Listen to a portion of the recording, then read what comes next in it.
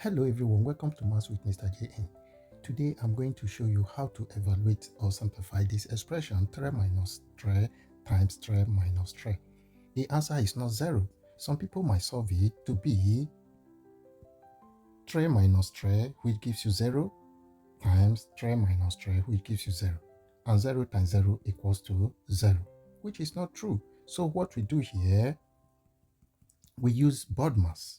We say solution using board mass.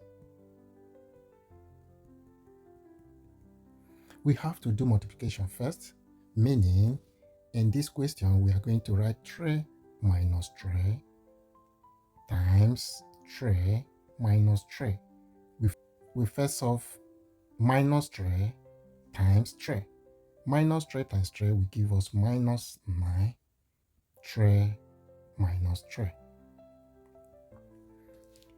3 minus 9 gives us minus 6. Minus 6 minus 3, the final answer is minus 9. Or if you don't want to do it that way, we have plus 3 here.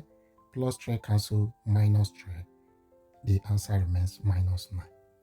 If this helps, please subscribe, like, and share. Thank you.